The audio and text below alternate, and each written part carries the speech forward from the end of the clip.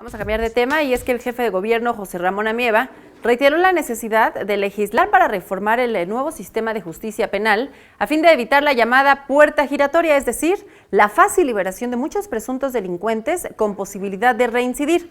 Detalló que de 2015 a la fecha los indicadores de población penitenciaria en la capital del país van disminuyendo sin que resulte positivo para la seguridad en la Ciudad de México. Así lo dijo, escuche.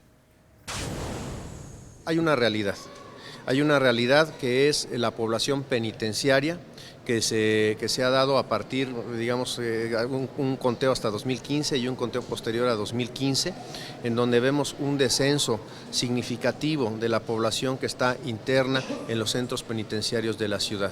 Decirles que no todos los que no están o los que están relacionados con una carpeta de investigación y que no están en prisión o todos los que han salido sean delincuentes, pero hay un alto porcentaje de estas personas que vuelven a delinquir, lo que antes se conocía como reincidencia.